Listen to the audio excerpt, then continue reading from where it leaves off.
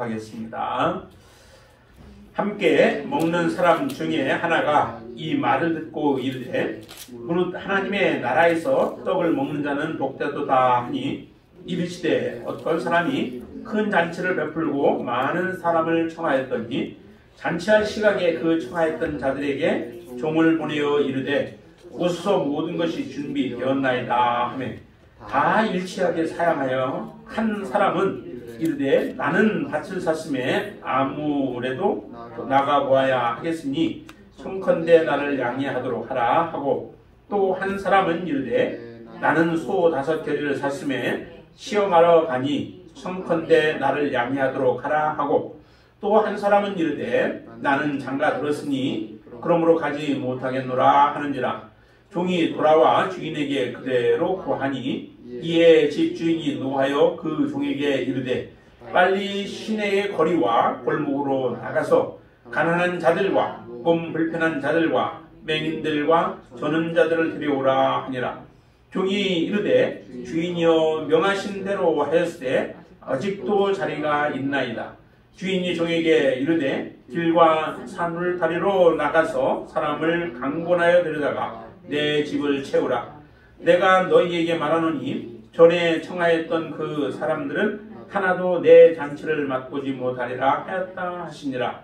수많은 무리가 함께 갈새 예수께서 돌이키사 이르시되 무릇 내게 오는 자가 자기 부모와 처자와 형제와 자매와 더욱이 자기 목숨까지 미워하지 않냐면 능히 내 제자가 되지 못하고 누구든지 자기 십자가를 지고 나를 따르지 않는 자도 능히 내 제자가 되지 못하리라. 너희 중에 누가 망대를 세우고자 할진대 자기의 가진 것이 준공하기까지 족할는지 먼저 앉아 그 비용을 계산하지 아니하겠느냐. 그렇게 아니하여 그 기초만 쌓고 능히 이루지 못하면 보는 자가 다 비웃어 이르되 이 사람이 공사를 시작하고 능히 이루지 못하였다 하리라. 또 어떤 임금이 다른 임금과 싸우러 갈 때에 먼저 앉아 1만 명으로서 저 2만 명을 거느리고 오는 자를 대적할 수 있을까 헤아리지 아니하겠느냐. 만일 못할 터이면 그가 아직 멀리 있을 때에 사신을 보내어 화친을 청할지니라. 이와 같이 너희 중에 누구든지 자기의 모든 소유를 버리지 아니하면 능히 내 제자가 되지 못하리라. 소금이 좋은 것이나 소금도 만일 그 맛을 잃으면 무엇으로 짜게 하리요. 땅에도 거름에도 쓸데없어 내버리느니라. 들을 귀가 있는 자는 들을지어다 하시니라. 아멘. 자, 우리 14장 지난주에는 우리가 하나님의 나라에 들어가는 데 있어서 방해가 되어지는 두 가지에 대해서 말씀을 드렸었죠. 한 가지가 뭔가요? 그게 전통이나 또한 자기가 가지고 있는 선입관과 같은 것들, 전통, 자기 잘못된 지식들, 선지식들, 이런 것들이 우리가 하나님 나라에 들어가는데 방해가 되어진다는 거죠. 그래서 그와 같은 전통에 사로잡혀서 예수님께서 하시고자 하는 정말 거룩한 안식일에 예수님이 그 죄에 매여 있고 사단에게 붙잡혀 있는 자들을 구원해내시는, 치료해내시는 이 놀라운 일을 보면서도 자기의 전통에 갇혀 있는 사람들은 정말 하나님이 하시는 일들을 보지 못하고 오히려 그것을 왜곡하여서 받아들이는 결과들을 얻게 되어지죠. 그 결과 이 사람들은 하나님의 나라에 들어갈 수 없는 자들이다라고 하는 것을 우리에게 잘 보여주었습니다. 또 하나 우리가 하나님의 나라에 들어가는데 걸림돌이 되어지는 것이 큰 명예욕이라고 말씀을 드렸어요. 명예욕으로 인하여서 우리가 명예에게 사로잡히면 정말 하나님을 위하여서 우리가 영광을 올리기보다는 나의 명예를 위해서 일을 하게 되죠. 많은 포부가 있고 또 많은 계획들이 있다 할지라도 그 계획들이 하나님 앞에서 하나도 쓰임받지 못하는 것들이 되어질 수밖에 없습니다.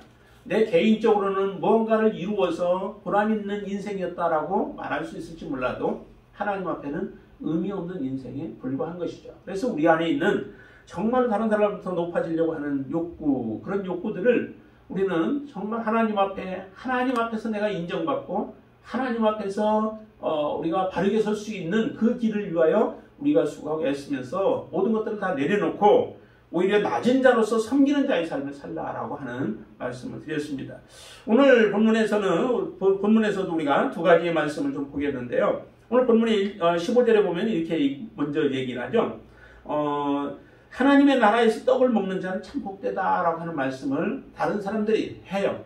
그렇죠. 하나님의 나라에서 정말 떡을 먹을 수 있는 사람이라면 행복한 사람, 복된 사람이죠. 가장 복된 사람이에요.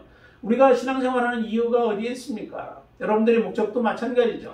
우리가 그 목적으로 하지 않는다 할지라도 만약에 내 인생의 마지막에서 내가 하나님의 나라에 들어가지 못한다라고 한다면은 우리는 잘못된 인생을 살아간 것이죠.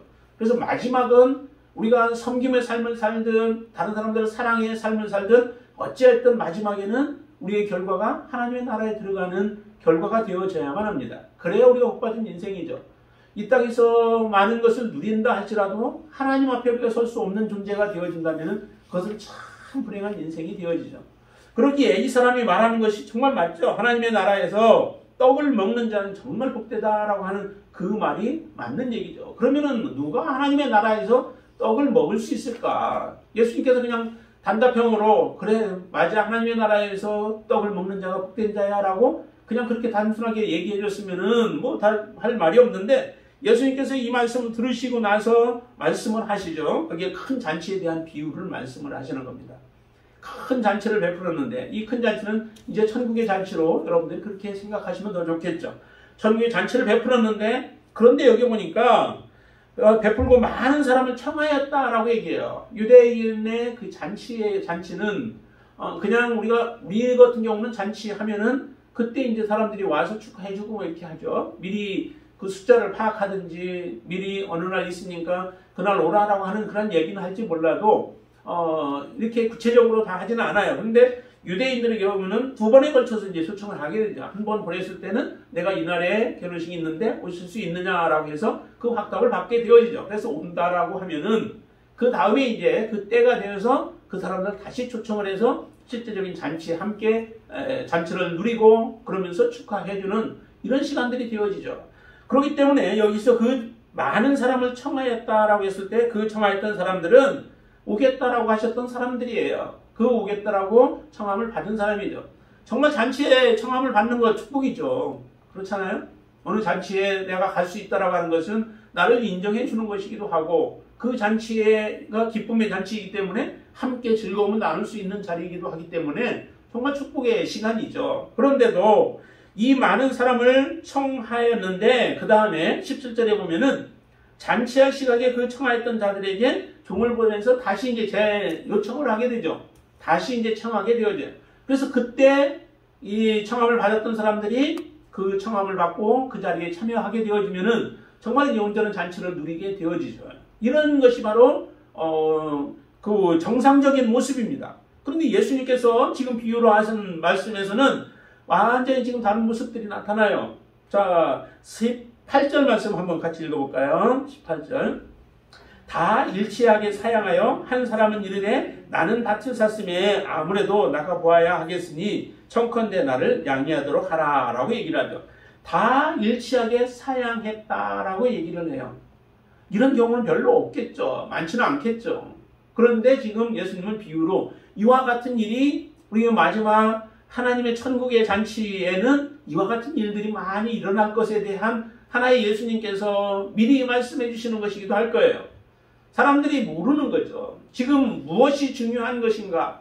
자기가 지금 여기에 보니까 처음에는 밭을 사서 그 밭을 가서 보아야 되겠다는 거죠. 어떤 밭인가? 근데 사기 전에 사실은 밭을 다 점검하고 사지 않았겠어요? 우리가 땅을 살 때도 그렇죠? 땅을 아무 땅이나 사지 않습니다. 소유주가 누구인지 정확하게 파악을 하고, 그러니 그걸 제대로 파악을 하지 않으면은 결과적으로 이제 사기를 당하게 되어지죠. 그리고 그 땅에 들어가고 나가는 길들은 좀 제대로 되어 있는지, 만약에 맹지를 샀을 경우는 그걸 아무리 땅이 많아도 들어갈 수 있는 길들이 제대로 뚫려져 있지 않으면은 그 땅은 가치가 별로 없는 거죠. 다른 사람들이 그 길을 내주지 않으면은 의미가 없습니다. 그렇기 때문에 이 땅을 살 때는 그 모든 것들을 다 살펴보아야 됩니다. 그리고 위치가 어디에 있는지, 그리고 그 쓸모가 얼마나 있는지를 보고서 결정을 해서 돈을 지불을 하게 되어 있죠. 지금 여기에는 하나의 이유밖에 되지 못합니다. 가지 않을 이유를 대는 것에 불과할 뿐이다 라고 하는 거죠. 밭을 샀어요. 그런데 그 밭 때문에 지금 청한 그 날짜에 큰 잔치에 가지 못하게 했으니까 양해해달라고 요구를 합니다. 이게 말이 되는 말이 아니죠. 말이 안 되죠. 그리고 두 번째 사람도 또 그러죠. 소를 샀는데 소 5개나 샀어요. 5개면 10마리에 해당되죠. 결의는 2마리를 얘기를 하니까 소 10마리 정도면 꽤 많은 돈을 지불하고 산 경우가 되어지는데 이것도 시험을 해봐야 되겠다라고 하는 거죠. 시험 그렇습니다. 뭐 실제적으로 밭을 가는데 얼마나 잘 갈지 못 갈지는 한번 해봐야 알기도 하겠지만은 그러나 꼭 이때 큰 잔치가 베풀어졌을 이때에 그것을 해야만 할까요? 그렇지도 않잖아요. 갔다 오고 나서 해도 돼요. 이미 물을 수 없는 것이라면은 그 기한이 있어서 기한 전에 빨리 시험해서 다시 물을 거는 물을 수 있다면 혹시 모르겠으나 그렇지 않다면은 굳이 이 촌각을 다투어서 시험하러 나가야 할 이유는 없죠. 그러니까 이렇게 지금 이유를 대는 이유들이 다 이 큰 잔치에 가지 않기 위하여서 그들이 변명을 하는 것에 불과할 뿐이다 라고 하는 거죠. 결혼도 마찬가지죠. 꼭 맞춰서 결혼할 것 같았으면은 미리 처음에 청함을 받았을 때, 청하였을 때 그때 내가 그날 결혼식이 있다고 못 간다고 얘기를 했어야 되겠죠. 그런데 그런 것도 없이 있다가 자기가 장가 들었으니까 가지 못하겠다라고 하는 이런 변명들을 해요. 자, 이 모습과 우리가 그 14장 전체에서 보는 그 잔치라고 하는 것에 우리가 한번 같이 연결해 본다면은 이 잔치에 정말 가지 못하게 만드는 이유가 무엇인가라고 하는 것을 우리가 알 수 있겠죠. 바로 우리의 소유욕 때문에 소유한 것들로 인하여서 결과적으로는 정말 하나님의 나라에 들어가야 할 자들이 하나님의 나라에 들어가지 못하는 거예요. 정말 소유라고 하는 것, 이 땅에서 가지고 있는 것, 물질이라고 하는 것들이 얼마나 우리를 하나님 앞에 가는 데에 방해하는지 몰라요. 정말 이것이 물질에 대한 우리가 초월하는 그 믿음을 갖지 못한다면은 우리는 무너지고 자꾸 넘어질 가능성들이 참 많습니다. 그래서 여기에 밭이라든지 소라든지 아니면 결혼과 같은 이런 일상적인 부분인데 이것들을 베드로는 또 그것을 무엇으로 얘기를 하냐면은 그 마지막 심판 때에 그때 나타날 그 모습들에 대해서 보면은 이것이 먹고 마시고 장가가는 일들이라고 하는 모습으로 표현을 해요. 그러니까 우리의 우선순위가 어디에 먼저 가 있는가? 이것을 안 할 수는 없는 거죠. 하지 말라고 지금 주님이 말씀하시는 것도 아니에요. 지금 큰 잔치가 벌어졌으면 큰 잔치에 우리는 참여하는 것이 그게 바로 중요한 나의 우선순위가 되어져야 하고 가치에 있어서도 그게 정말 귀중한 가치가 있다라고 하는 것을 알아야 되는 것이죠. 그 가치를 느끼지 못하는 겁니다.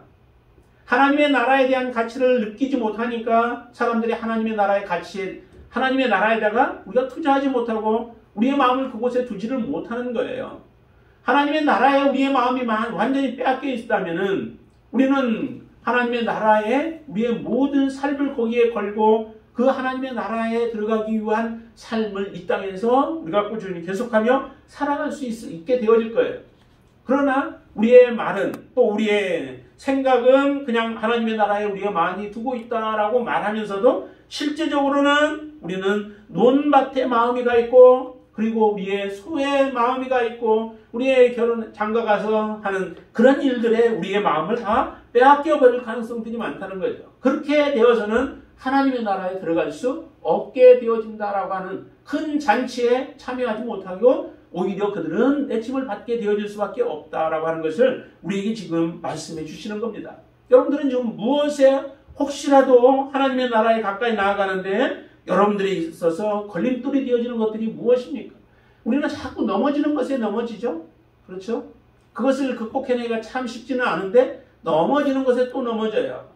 예를 들어서 물질에 한번 넘어졌던 사람은 그 다음에 또 물질에 넘어질 가능성이 커요. 다른 것보다도.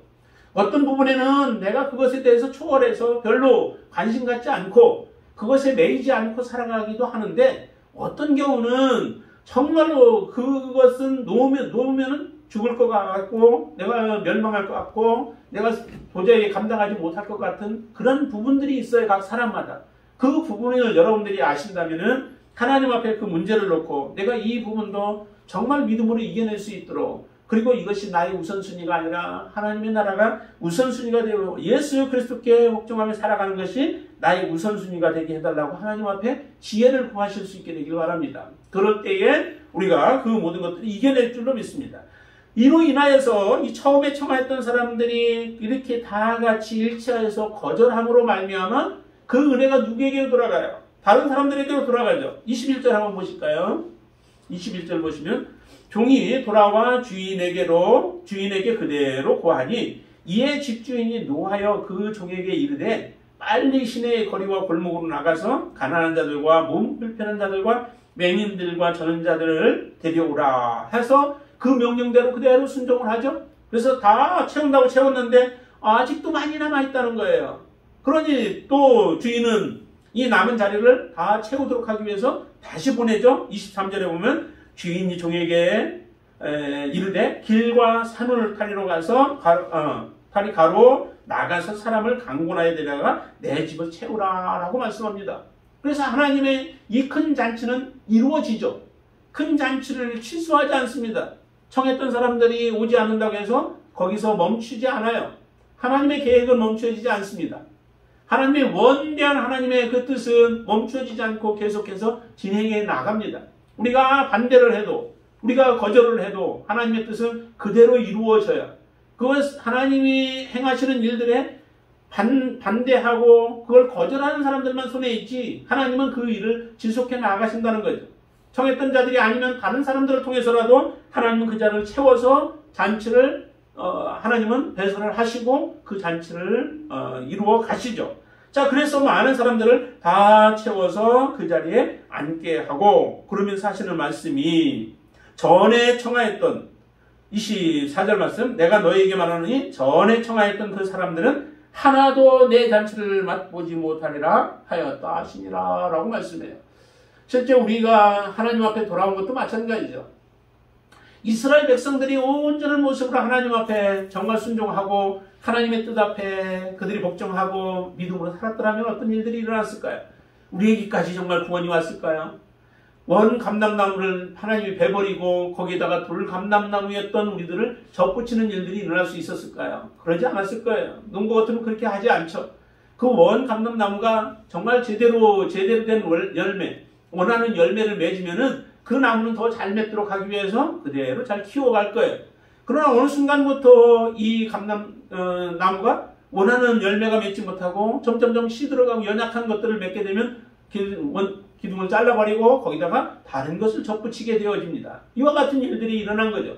역사적으로 이와 같은 일이 일어나서 이스라엘 백성들이 버림을 당하고 지금 구원 얻은 것은 오히려 이방인들에게 복음이 흘러가서 우리들에게까지 이 구원의 복음이 들어왔습니다.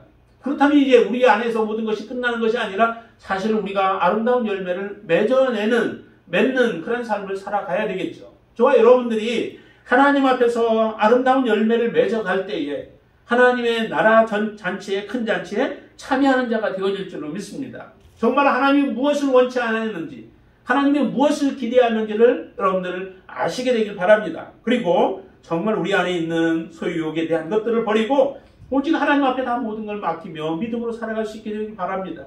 나올 때도 우리는 빈손으로 왔어요. 갈 때도 우리는 빈손으로 갈 수밖에 없는 거죠.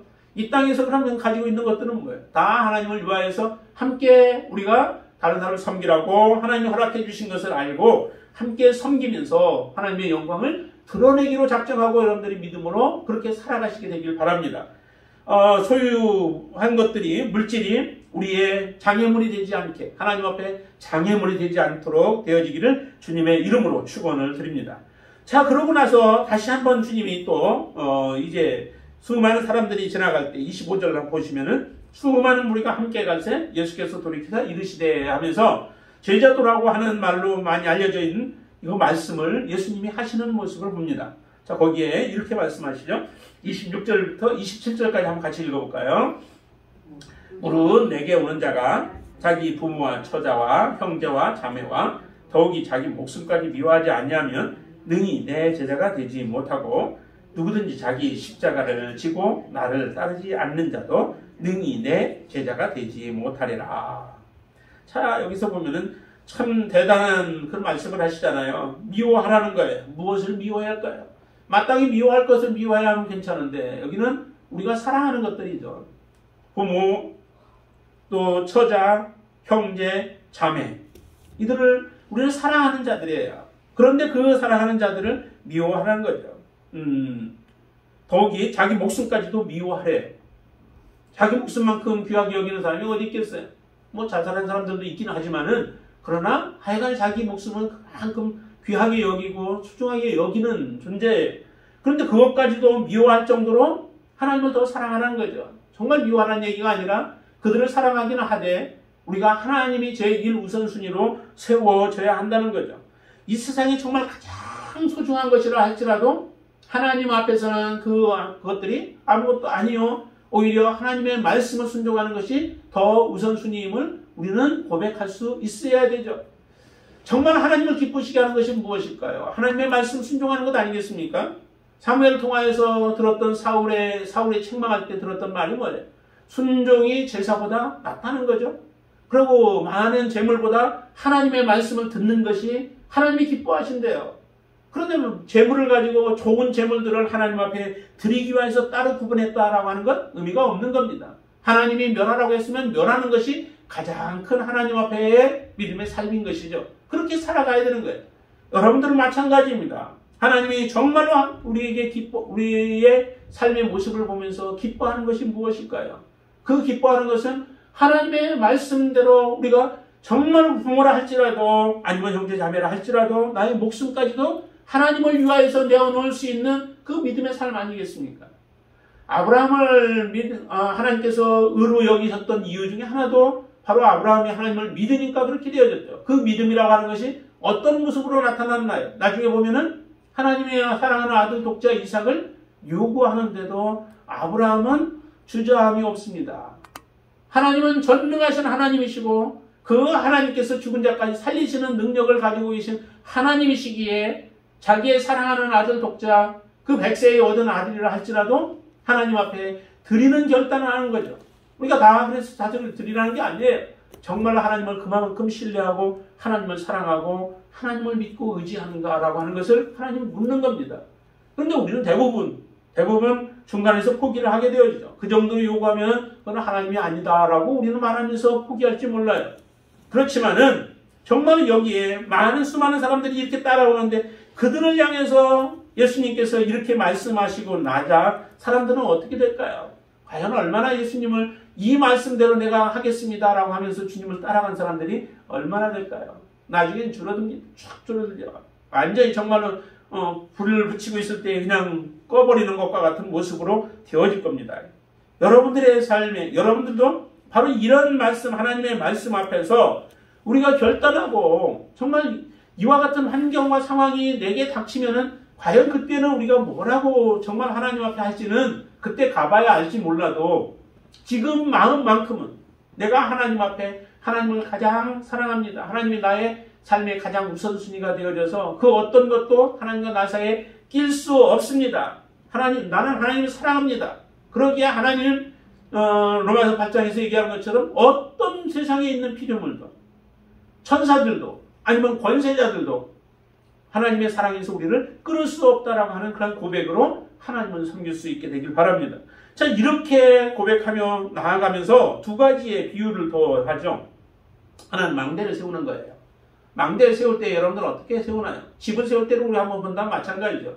집을 하나 지으려면 어떻게 해요? 최소한 땅을 일단 사놔야 되고요. 땅 사고 그 다음에 집을 1층으로 지을 건지 2층으로 지을 것인지 아니면 그냥 컨테이너 갖다 놓을 것인지. 컨테이너 같으면은 뭐 단 몇 틈만 놓으면 되니까 그냥 하나 갖다 놓으면 되죠.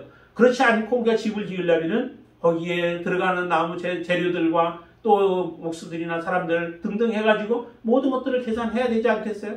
설계하는데도 비용을 지불해야 되고 다 지불할 것들을 따져보면서 돈이 지금 얼마가 모자라는데 그럼 이 모자라는 돈은 우리가 어떻게 충당할 것인가 라고 하는 것까지도 계획을 하고 우리가 집을 지어 나가야 되죠. 그게 안 된다면은 사실은 집을 짓다 말고 지붕도 놓지 못하고 멈춰버린다면은 돈은 돈대로 다 써버리고 나는 그곳에서 제대로 살지도 못하고 편안한 잠도 누리지 못하는 결과밖에 되지 못하지 않습니까? 내가 투자한 것들이 무슨 의미가 있겠어요? 아무런 의미가 없죠. 정말 우리가 하나님 앞에 믿음의 삶을 살려면 마지막까지 경주하겠다라고 하는 결심을 가지고 하나님 앞에 믿음의 삶을 살아야 되는 거예요. 중간에 가다가 내가 해보고 아니면 말고 이런 것 같으면은 우리가 믿음 생활을 하지 말아야 되죠. 그러나 중간에 어떻게 바뀔지 모르기 때문에 우리가 믿음의 삶을 살아가지만은 정말 결단 한 번의 이런 결단은 반드시 필요한 거예요. 계산을 해봐야 돼.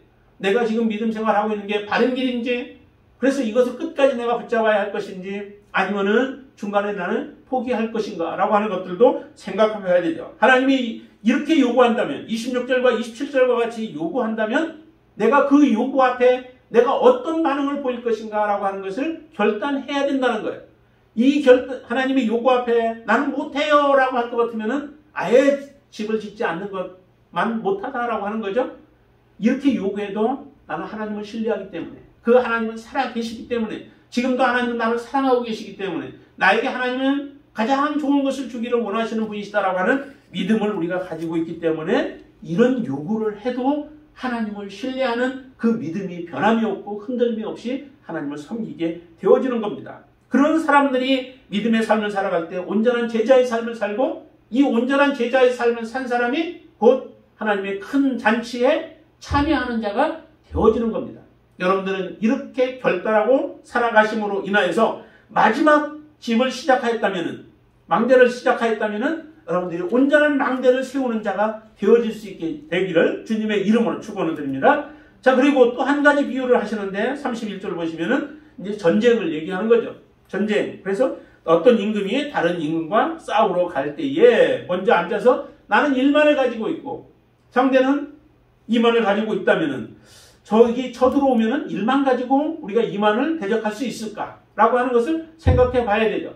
그래서 이 전쟁에서 내가 그래도 우리는 수비를 하고 우리의 망대가 아니면 성이 든든하니까 저 2만이 쳐들어와도 한 사람이 2명씩만 감당하면은 우리는 이길 수 있어 라고 할 때에 저들이 아무리 우리를 욕하고 또 대적하고 또 우리 앞에 찾아와서 싸움을 걸어도 우리가 낙심할 이유가 없는 거예요. 거기에 당당히 싸우는 거죠. 그리고 거기에다가 더더욱 우리가 믿음을 가지고 있다면 더더욱 우리는 싸움에서 승리할 수 있는 것이죠. 그런데 이 가지고 있는 일만이기는 하지만은 싸워서 우리가 준비되지도 못하고 도저히 싸웠다가는 다 도망가기는 하고 하는 이런 사람들에서 이길 수 없다라고 한다면 여러분들은 어떻게 결정하겠어요? 그냥 싸워서 모든 사람이 멸망당하기를 원하시나요? 아니면은 목숨이라도 우리가 건져서 생명, 우리가 가지고 있는 생명이라도 보존하면서 그들을 섬기면서 살아가기를 원하시나요? 다 죽기보다는 그래도 그들과 함께 살아가기를 원한다면 평화를 외쳐야 되겠죠. 평화를 맺어야 되겠죠. 그래서 나아가서 우리가 이길 수 있다면 그들과 맞서서 당당하게 싸워 승리를 하고, 만약에 질 것 같다면 내가 포기를 하고 그들과 화친을 맺어서 그들에게 조공을 바치든지 하면서 우리의 생명을 건져야 되지 않겠느냐라고 하는 거예요. 정말 우리의 믿음이라고 하는 것도 이와 같은 것들이죠. 이와 같이 정말 우리가 계산해봐서 나의 믿음의 삶이 하나님이 기뻐하시는 온전한 믿음의 삶으로 내가 살아가고 있는 것인가, 또 그렇게 살아갈 것인가 라고 하는 것들을 우리가 생각해보고, 그렇지 않다면은 우리 목숨을 위하여서도 이렇게 화친하여서 완전히 죽지 않고 살아가기를 원하는데, 우리는 영원히 영적으로 영원히 우리는 살아갈 그 하나님 나라를 소망하면서 살아가는 사람이에요. 그 나라를 위하여서 우리가 버리지 못할 게 무엇이 있을까요? 여기 보면 그렇게 얘기하죠. 33절 같이 읽어볼까요? 33절. 이와 같이 너희 중에 누구든지 자기의 모든 소유를 버리지 아니하면 능히 내 제자가 되지 못하리라 라고 말씀하시죠. 하나님의 제자가 되는 그 비결이 뭐예요? 모든 소유를 다 버릴 수 있어야 되는 거죠. 모든 소유를 버리지 못한다고 한다면은, 하나님 요구할 때 드리지 못한다고 한다면은 이것은 참된 제자가 되어질 수 없다는 거예요. 참된 제자가 될 수 없다는 얘기는 하나님의 나라에서 높은 자리에만 앉는다는 그런 의미라기보다는 하나님의 나라에 들어가지 못한다라고 하는 것과도 같이 상통하는 것이죠. 그래서 모든 소유를 다 버릴 수 있어야만 우리는 하나님의 잔치에, 큰 잔치에 참여하는 자가 되어진다는 거예요. 그 모든 소유, 우리가 지금 방해거리들이 여러 가지 있었다고 했잖아요. 이거 외에도 다른 방해거리들이 있을 거예요. 그러나 그게 보았을 때에 이와 같은 방해거리들이 있는데 그거를 우리가 버리지 못하는 이유가 참 들어보면은 별것도 아닌 것들 가지고 우리는 우리 고집을 부려가면서 우리의 생각을 놓지 못하고 내가 가지고 있었던 것들을 버리지 못하고 살아가면서 그러면서도 하나님의 나라로 같이 취하려고 해요. 두 가지를 같이 취하지는 못하죠. 하나님은 반드시 내려놔야 되고 그리고 나서 하나님의 나라를 붙잡아야 돼요. 주님을 붙잡아야 돼요. 하나님은 두 가지 다 똑같이 붙잡고 가기를 원치 않아요. 이 하나님도 아니면 다른 바알도 둘이 붙잡고 살아가기를 하나님 원치 않아요. 엘리야가 그랬죠. 너희가 하나님과 바알 사이에서 언제까지 머뭇머뭇하겠느냐. 언제까지. 결정하라는 거예요. 나는 하나님을 선택하겠다는 거죠. 그리고 많은 사람들이 보는 앞에서 엘리야는 하나님을 이름을 부르며 하나님이 살아계신 하나님이심을 보여주었습니다. 하나님은 우리의 인생 가운데 동일하게 요구하지 않습니까? 하나님과 바알 아니면 하나님과 세상 어떤 것을 너희들은 붙잡을 것이냐라고 하나님은 우리에게 요구합니다. 그럼 그때 우리가 대답할 것은 나는 하나님 모든 것 다 버리고 하나님만 붙잡겠습니다.